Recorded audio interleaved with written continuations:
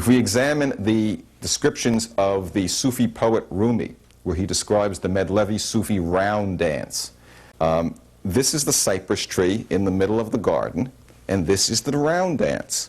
And if you read the description carefully, you'll see it fits this form, a dynamic motion in the body.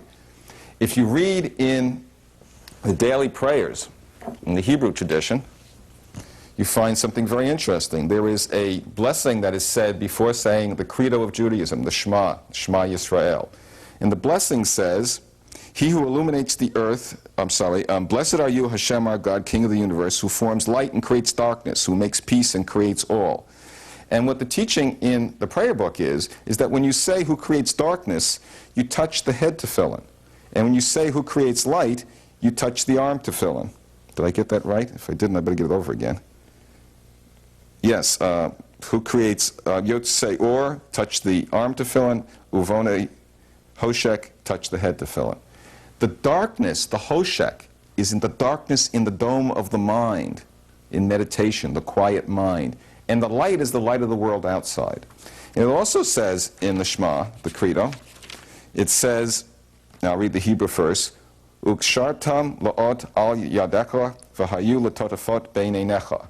It says, bind them as a sign upon your arm and let them be tefillin between your eyes. When you bind the tefillin strap on your arm, on your hand, and on your arm, 7 turns, you see a sheen, you see a dalet, you see letters bound on your hand, and you place the upper tefillin on your forehead, that is a representation that you're supposed to be seeing the same letters in your mind. In fact, R.A. Kaplan, in the new Sefer Yetzirah book that's out, is very clear about that. He says on page 27, the only link between nonverbal wisdom, Chachma, inside, and verbal understanding, outside, verbal projection outside, consists of the letters of the alphabet. And that's what we've found. So we believe, and I don't want to go into the details here, that the teachings in Judaism of binding the tefillin, the phylacteries on your hand and on your arm and on your heart and having it appear on your mind's eye is part of this same system of projecting and using the alphabet for fundamental meditations. I would suggest people study the Rashi Nachmanides letters. We are going to attempt to make these models available later this year. I know we've said that before, but this time we think we're going to do it. Then you'll be able to practice them. And then we'll get some feedback and we'll find out what's right and what's not right and what works and what doesn't work.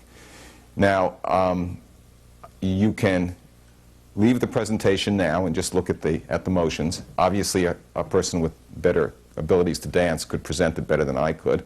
We think this is a kind of Tai Chi-like motion. It should be smooth. My motions haven't been as smooth as possible, and I know you can't really see them all that well, but it gives you some idea. The key finding is that the gestures, the natural meaning of the gesture, is consistent with the meaning of the letter. And the sequence of gestures as you go through the alphabet are reasonably smooth, so that this is an unfurling principle. It goes around the spine, which is interesting. There probably are other ways to see the letters behind the body. There may be alternative paths. This is worth examining.